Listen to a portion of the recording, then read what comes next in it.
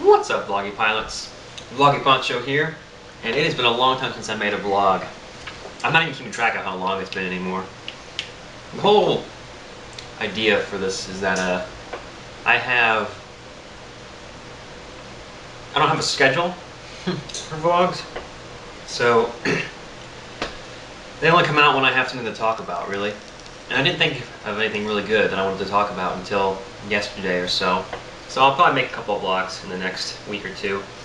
But in general, they're going to be pretty infrequent just because I want to document big events. So in this vlog, I want to talk about a couple of things. Well, three things, I guess. First is explaining why you didn't see the song I promised. Okay, so I was going to play The Wreck of the Edmund Fitzgerald by Gordon Lightfoot. Really great song, has some guitar parts in it that are really cool. And I had learned all the parts. I knew pretty much all the words, and I had them printed out in case I forgot anything. I had learned the chord progression, and I could play the chords. I could do the changes quickly enough, and I could play the pattern. It was cool. I learned the bass line. It was really easy. I even learned like the intro bit that's sort of like a solo, and then the bridge that plays in between each verse. And I learned the whole thing through, and I got the intonation right, and I could sing it on key, and I had everything down. And then I went to record it, and I laid down the chords first, and then when I went back to try and put the bridge over, or the intro over the top of it, I just could not get the two to be in sync. And I don't mean like one was starting before the other. I mean the tempo that I had like learned all the pieces at different tempos. It was ridiculous. Like the chords were going one speed, the intro was going one speed, the words were going another speed. It was just a mess, and I basically would have had to relearn the entire thing from scratch with like a metronome or something to enforce me going at the right speed. But at this point, I don't have a metronome or anything, so I don't know what to do with it. So I said forget it, and just figured I'll come back around to that song when I'm better at guitar and I can sing and play at the same time, because that's how that song really should be done anyway. Second thing, events at work.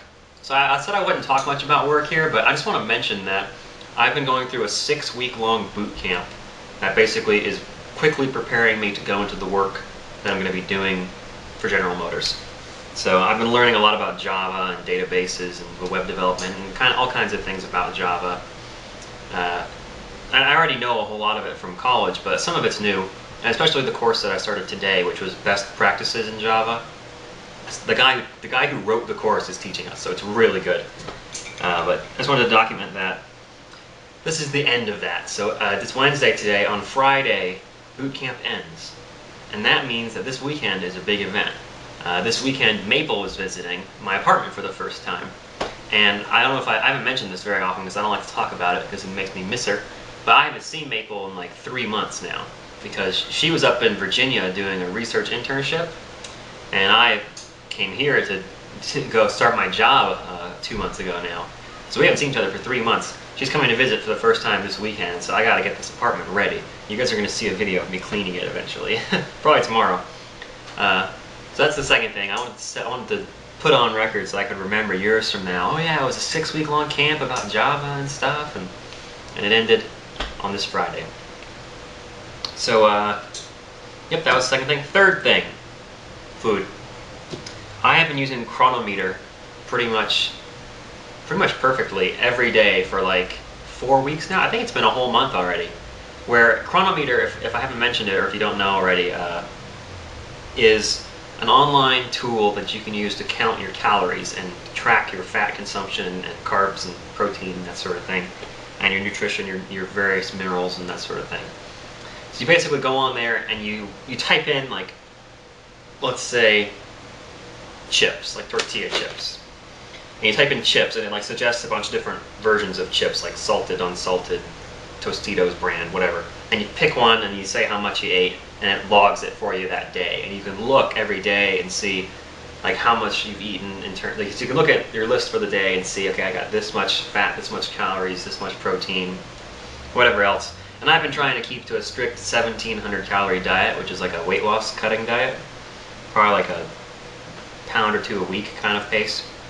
That's where I'm at right now. But I wanted to talk about how that calorie counting has changed my perception of food and the way that I look at food. because for a long time growing up, in fact, pretty much my whole life until maybe a month and a half ago, I just saw food as something I ate 3 times a day. I really enjoyed it, and I saw it as an opportunity to enjoy myself, to get something delicious and feel good about it. You know, it's like, that was the goal, was to get that feeling, like tasty. That was good. I feel full. And I realized that that's not what food is really for. I mean, at its most basic level. Obviously, it's just to keep you alive, but I'm talking a little bit more than that. It's meant to be something that keeps you healthy. It's meant to empower you and literally give you the energy to do things. You know, for your metabolism and digesting it and all that. And I had just like completely escaped from that. I was eating foods that just had no nutritional content. It was all just junk calories, just garbage food. And so now that's a loud motorcycle. And it's a loud motorcycle. I get those probably once or twice a week. There's one guy who's got a really loud motorcycle who lives around here. I don't know. Other than that, it's the ice cream truck. I think the ice cream truck goes by probably 3 or 4 times a week, and it plays that song so loud. It's got like a medley of Row, Row, Row Your Boat and Twinkle, Twinkle, Little Star. Oh, it's just like, it's so creepy. God, who could actually go up to an ice cream truck, like to some stranger driving a van, and be like, hey, you want some of the ice cream from the back? And it's overpriced, you know, it's like, anyway, I'm getting distracted by the ice cream truck here. That just creeps me out. And the music is like the worst part. It's like creepy carnival music. Like, ugh, I don't know, man. I feel like there should be a sideshow in the back of the ice cream truck with like a 3-legged kid and a guy who tells your fortune, whatever. Anyway, counting my calories and really paying attention to the nutritional content of my food has changed the way I think about food.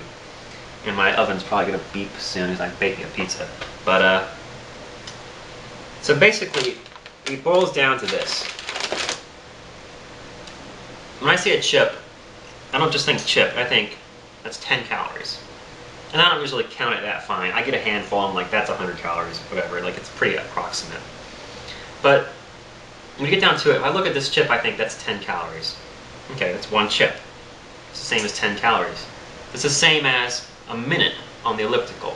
I burn about 10 calories a minute at the pace I go. And so really, if I wanted to eat this chip and not get any, you know, calorie count from it, I would have to work out on the elliptical for a minute. And then you start to get like some perspective here. It's like, this is a minute. Like, so if I finish this bag right now, that's half an hour. And it's like, I'm not going to spend half an hour on the treadmill today, or on the elliptical, I mean. And so you start to get this, I'm at least starting to get this perspective of, okay, you know, the way that you can really work things out if you're trying to lose weight is not just to cut out certain foods or to do certain things. It's to really understand how many calories are in what you're taking in and be able to reduce that number. I mean, that seems kind of obvious, right? Eat less, you'll lose weight. But the understanding of just how many calories we eat and how hard it is to burn those calories is surprising. I mean, if I could spend half an hour on the elliptical, burn 300 calories, and then eat 2 chocolate chip cookies and get those 300 calories right back. And you get down to the point where you say, when you're deciding to eat those 2 cookies, you think to yourself, or at least I do, is the enjoyment, because I'm not getting them any nutrition out of these, it's all just for enjoyment, they're cookies. So it's like, is the enjoyment of these cookies more than outweighing the slight annoyance of working out? So it's like, am I getting more happiness from eating the cookies than I'm losing from taking a half hour to go sweat? So you have to think, okay, is this a net positive or a net negative?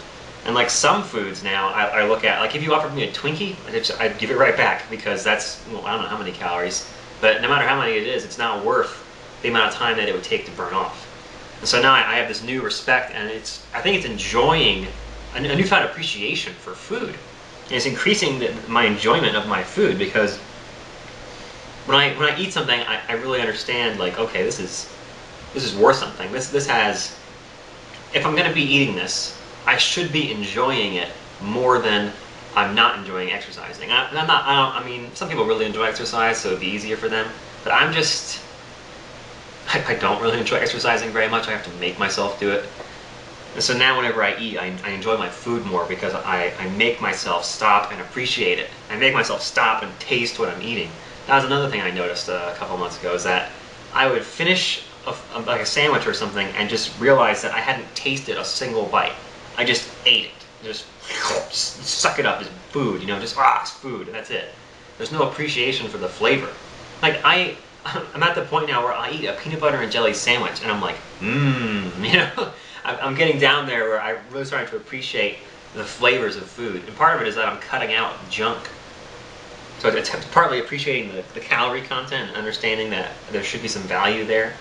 And the other part is that I've been cutting out a lot of junk food. I don't eat candy or anything like that.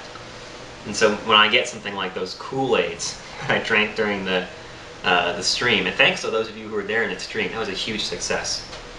But so when it comes to something like those Kool-Aids, they're like obnoxiously sweet. It's just like, blah. But yeah, so that's all I want to talk about. I'm hopefully going to end before my thing beeps over there. But yeah, so I check in. Hopefully tomorrow you guys will be seeing another video of me cleaning the apartment, and it's going to be much more exciting than it sounds, I hope. So I have a new thing that I want to try I haven't done before. We'll see how it goes. But thanks for watching, and I will see you next time.